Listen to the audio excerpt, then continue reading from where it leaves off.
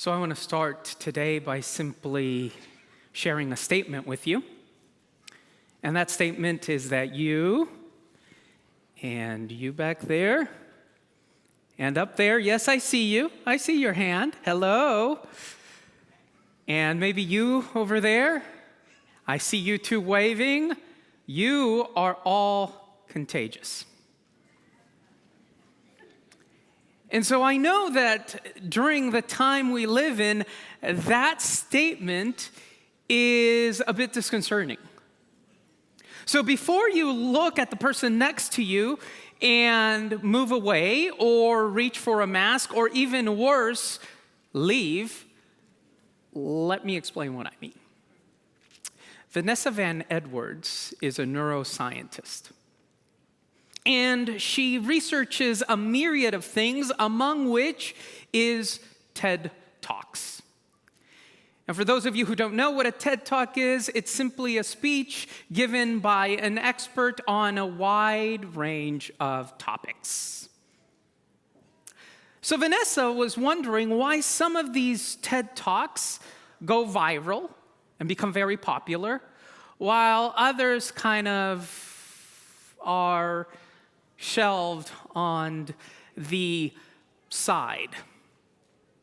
And she looked at a lot of things. She looked at diction, gender, she looked at age, she looked at geographical location of the presentations, she looked at outfit choices and shoes, she looked at modulation of volume, and as she was compounding all this research, she realized that there is one thing, yes, one thing only, that determines what makes a talk popular. See if you can figure it out. So most of these presentations began something like this. Good afternoon. Today I want to share with you a really big idea. I am going to make 3 points, and they will change your life. Now, what you should feel is a surge of dopamine, because as you see my words match my hand gestures, what I am actually conveying is that my dominance of the source material is such that I can speak to you on 2 different tracks. Now compare that to this. Good afternoon. Today I want to share with you a really big idea.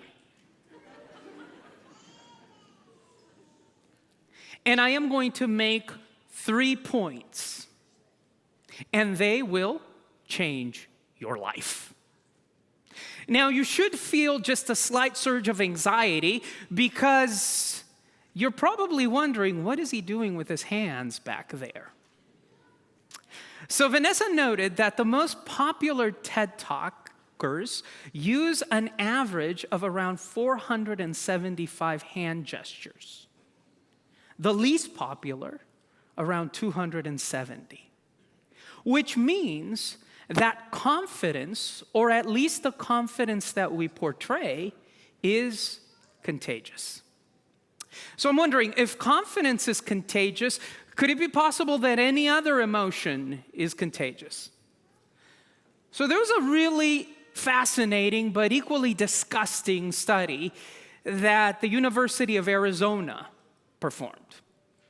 So researchers looked at sweat pads. Somebody asked me after first service, what is a sweat pad? Well, basically, it's exactly that. It's a pad full of sweat. So researchers went around gathering sweat pads from people on an elliptical. After I found out that this was actually a job, I never complained about my employment again.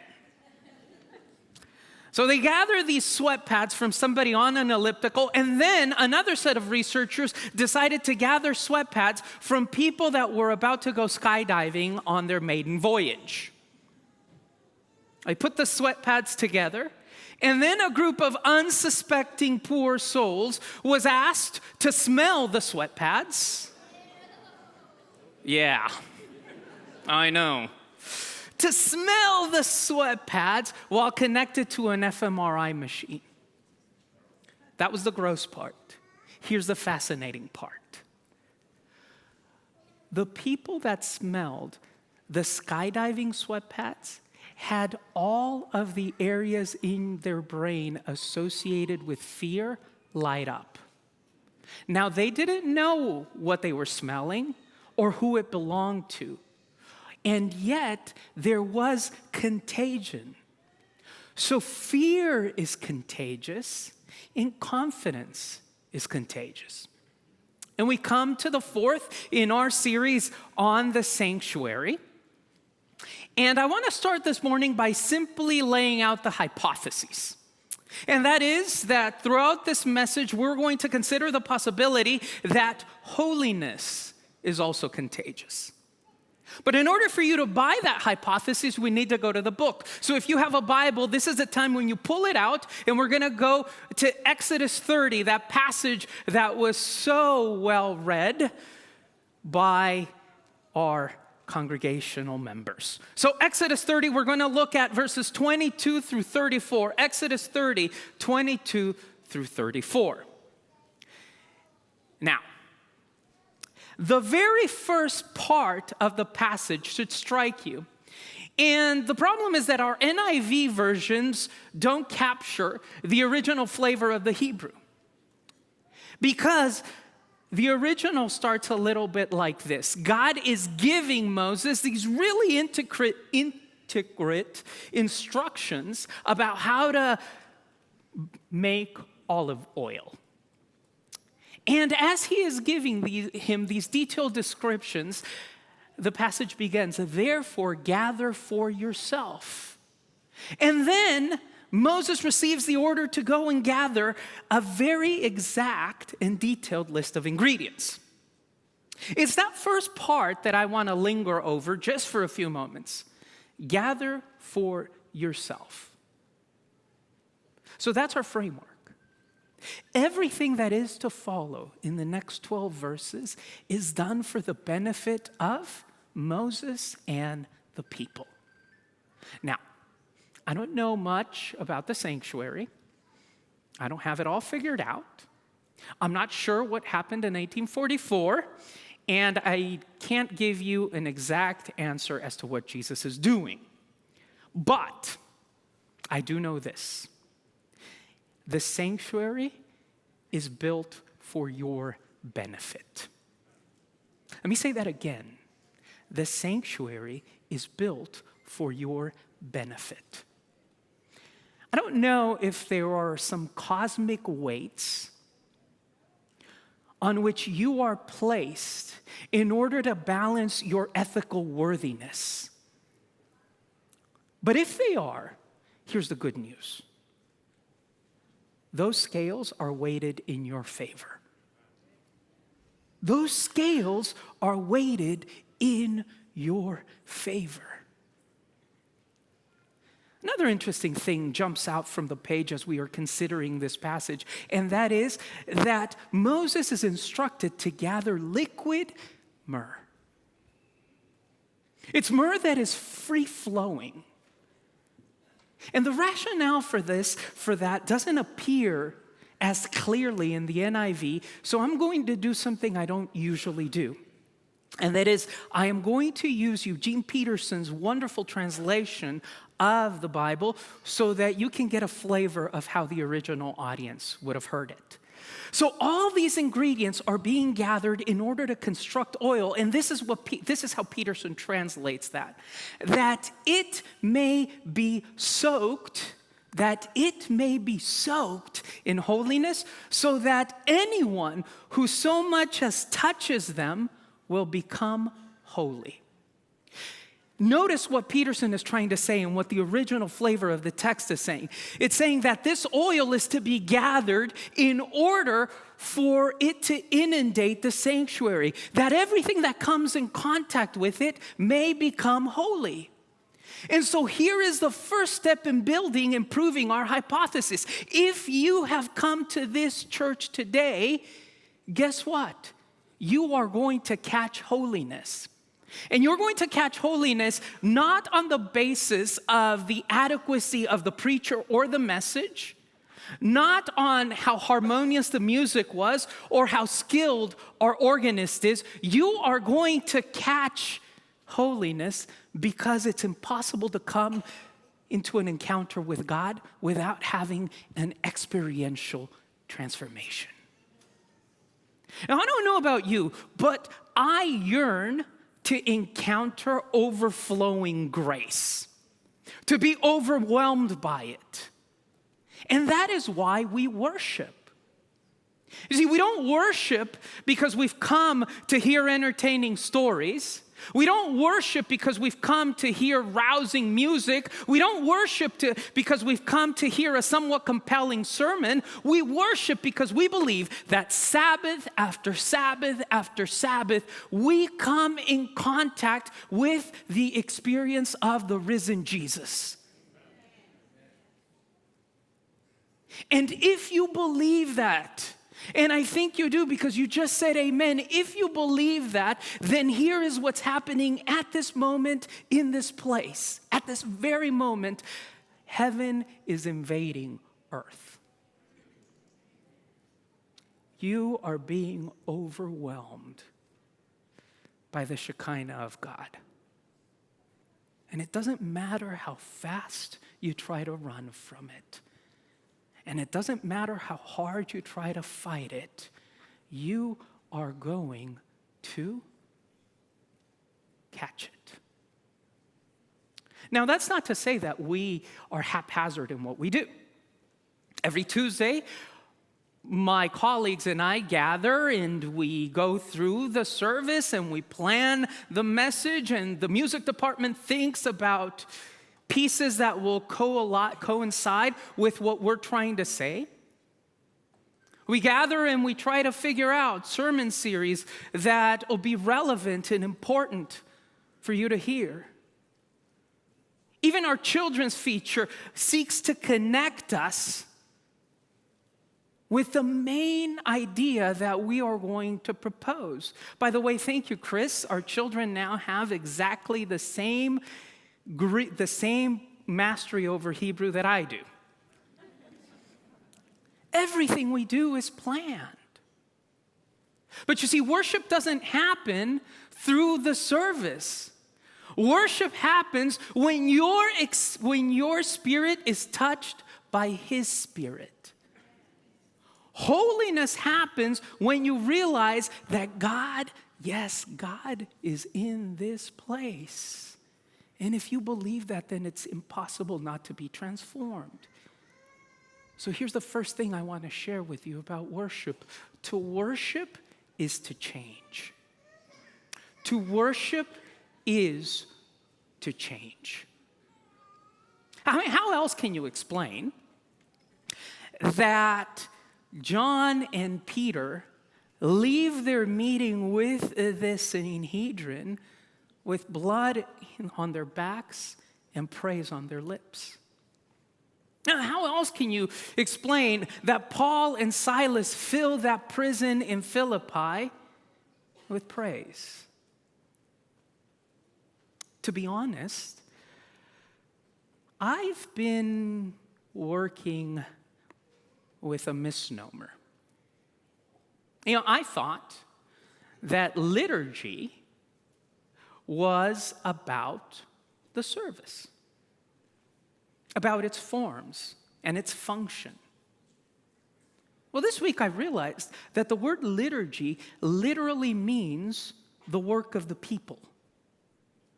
So our service is the work of the people. And the work of the people is to become holy. And we become holy not by retreating from the world, but by coming in contact with the world. Why? Well, human beings, you and I, people of faith, well-intentioned people, we care a lot about purity. I mean, think about Jesus walking down the dusty pathways of Judea. Think about Pharisee after Pharisee coming in contact with him, asking him questions about cleanliness. We care about purity. But this week I've realized that God values holiness. And you might be wondering, well, what's the difference? Simply stated, it's this. Purity requires effort and time. Purity necessitates immersion into water or cleansing by the fire. But if we take this idea that Moses is hearing at Sinai about the sanctuary, then you will realize that holiness is an act of grace. It is immediately imputed into you by coming in contact with God. And then it becomes contagious. Our liturgy and what we do is about facilitating experiences where we can realize the presence of God in our midst. But the problem is that some of us preacher types take ourselves really seriously. I remember the first sermon I preached here. I thought it was my job to wow you with my diction, my use of the English language, my knowledge of the Bible. Last week, Linda and I were in Roseville, and I was once again reminded that the world looks at this church. Person after person came up to me, thanking us for what we do here. They would say, thank you for your messages, your discussions, your music. Thank you for what you do. You're such a blessing. By the way, when does Pastor Randy come back? 2 weeks. 2 weeks. So I thought it was my job to wow you. And I remember preparing this message, and I can still remember the sound of a baby crying back there. I can remember there were children standing up in pews playing with hymnals. I can remember all these things, and I can remember how distracted I became. And I said, well, how dare they? I am here sharing the gospel. And then I got a little older. And now, as I stand here and I look at you and I hear the babies crying and I see the children on pews playing with the hymnals, I love it. It's my favorite thing about church. You know why? Because those children and those babies are the only thing sometimes that reminds me that my congregation is still alive.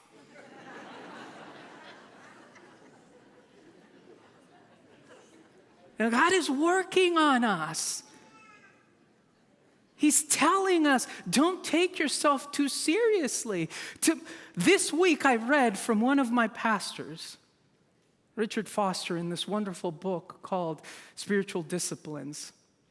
Foster writes that sermons that are not anointed by the Spirit fall like a frost on worship. Mercy. But I have all this knowledge. And Foster continues and says, heart worship inflames the spirit of worship. Head worship, head sermons smother the glowing ambers. Oh. What does that mean? That means that what is happening up here is not as important for God as what is happening in here. And by that, I mean that pew where you're sitting. That is what truly matters. And the joyous reality is that right now, at this very moment, you are feeling the flooding of grace and of the Spirit. But you see, Moses continues receiving instructions, and he gets a list of ingredients. And then he is asked to procure incense. And it's right there in the text. You can read it. This incense that he is asked to create has three primary characteristics. It is holy, it is pure, and it is salty. Now, one cannot hear saltiness in Scripture and not think about Jesus' invitation for us to become salt of the world. What is that reminder that Christ compels us to live out? You are the salt of the earth.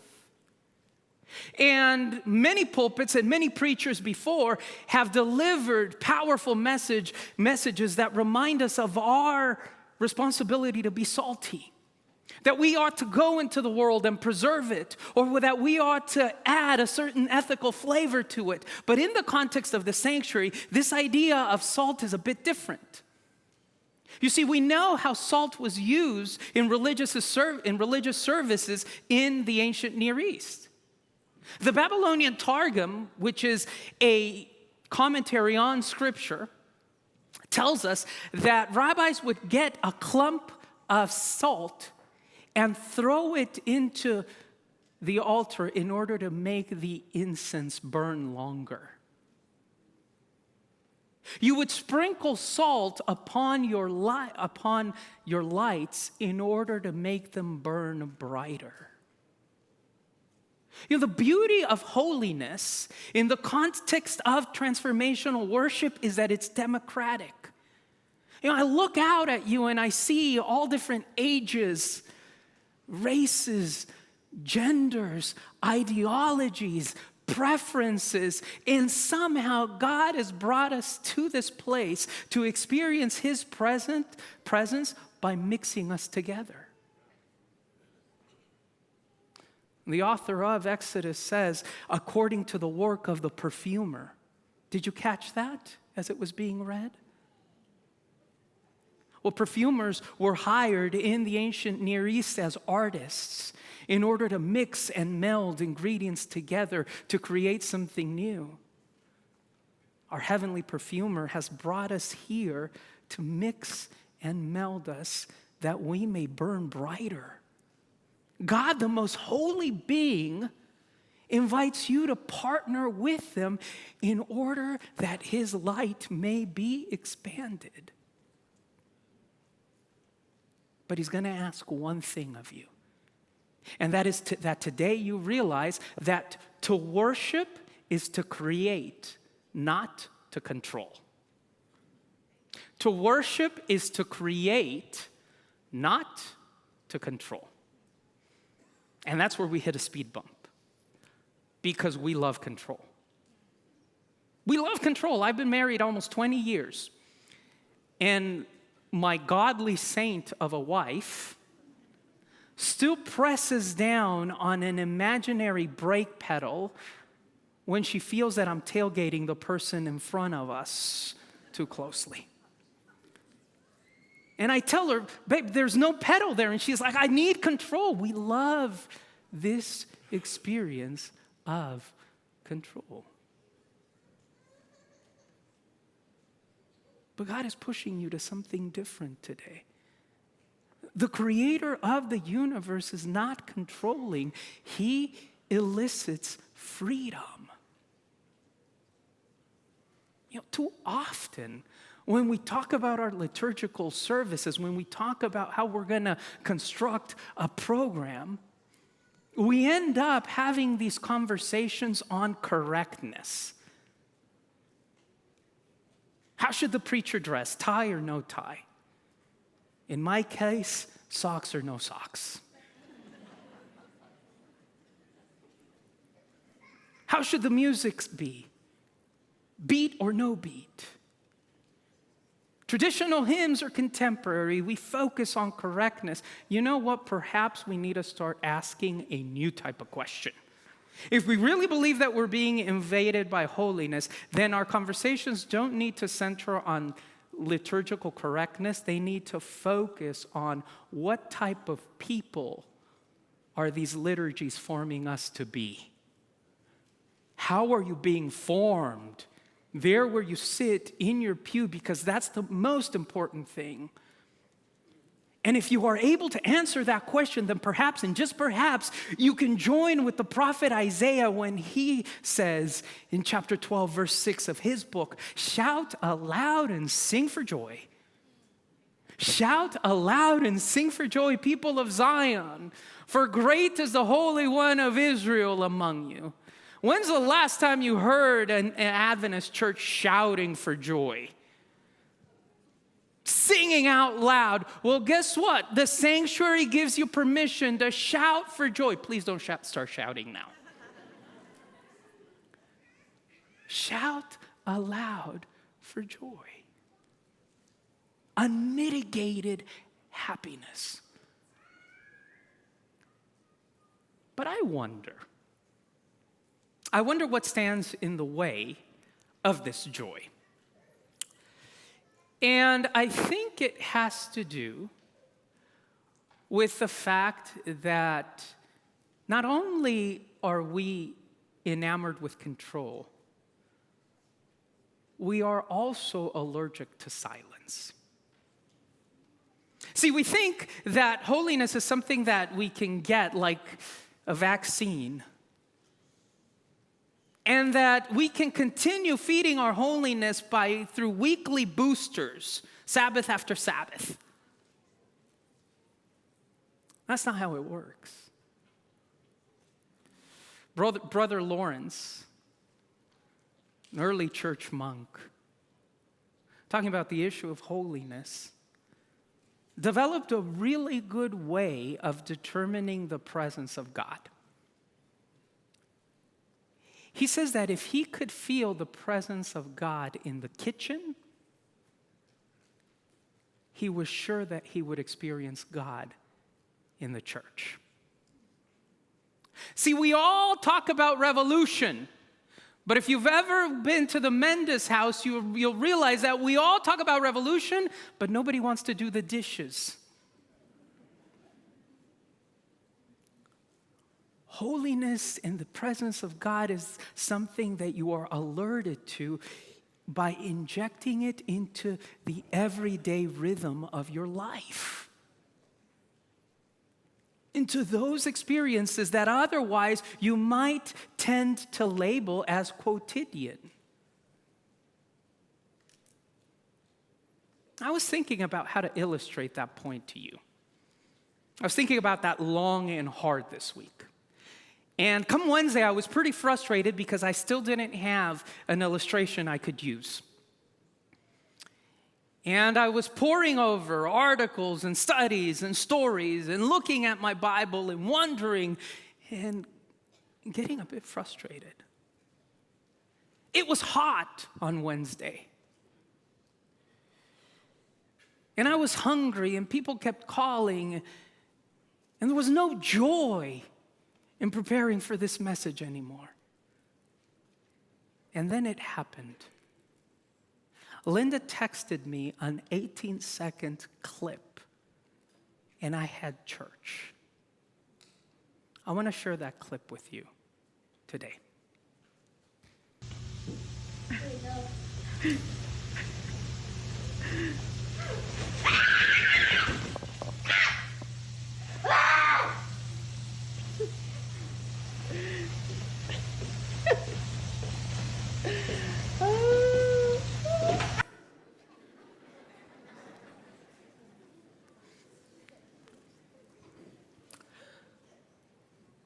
That penguin waddle gets me every time I see this. Injecting the presence of the holiness, allowing holiness to flood you in the most mundane experiences. How do you do that, though? How can you live this life where God is a constant presence? Where grace remains an ever-present companion? Well, we don't only like control. We also are really, really nervous when it comes to silence. And I can almost picture him. The disciple is sitting there, wondering, thinking, praying, pondering about holiness and how he failed. Peter is trying to experience Jesus in the everyday. I mean, after you've been invited to fish for human beings, how can you go back to a boat and a net? So he starts wondering. And he writes this epistle. 1 Peter chapter 1, verse 13, therefore, with minds that are alert and fully sober, set your hope on the grace to be brought to you when Jesus Christ is revealed at his coming. Therefore, that is the word that I want to focus, because therefore means that you need to focus on what came just before. And in the first 13 verses of his epistle, Peter is reminding us of what Jesus has done. Because to worship requires two things. It requires remembering and it requires responding.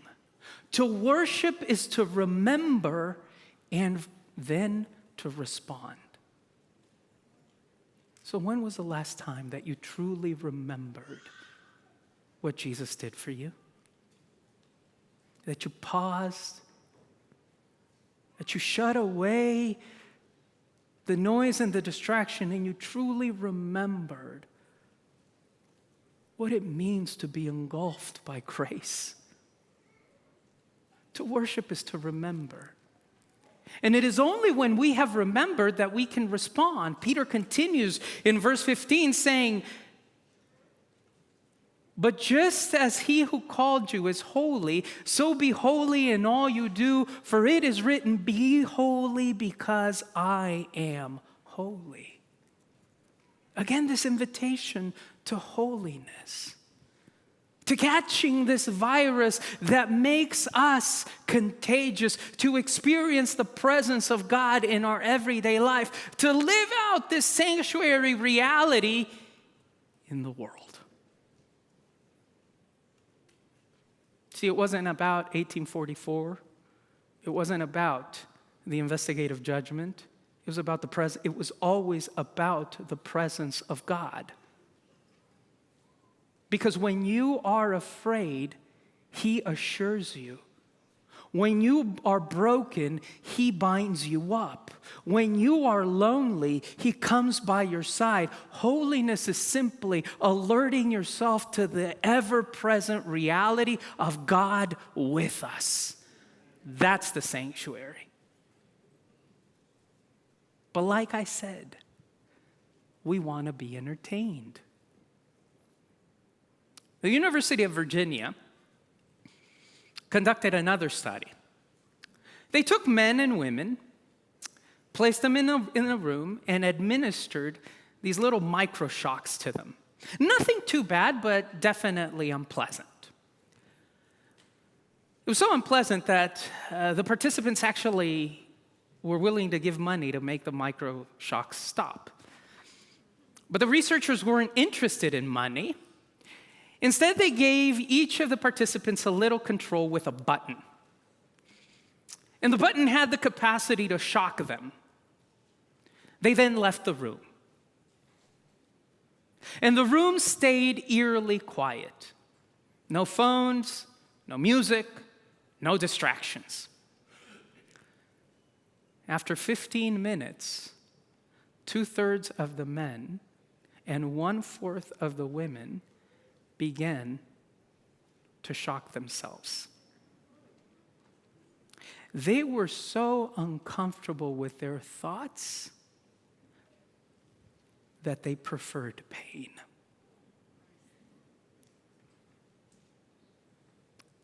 You see, in order to be holy, you need to be attuned to the presence of God. But the problem is that too often we are so uncomfortable with the silence that we prefer pain. You're uncomfortable with the shame, with the guilt, with the doubt, with the frustration. You're uncomfortable with the anger. And so you prefer pain. Today I want to alert you to this. There's nothing new that I am saying here. You've already heard these hymns. The story is interesting, but what really matters is that you recognize that God is here right now. God is invading this space, filling it to the brim. I know when you go out, you'll forget.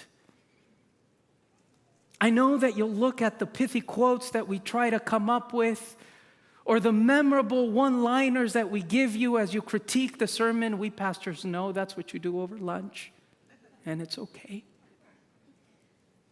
I know that's what happens when you leave, but for this brief moment, can you stay in it? Can you remain with me in the presence of God? Can you get comfortable with the silence?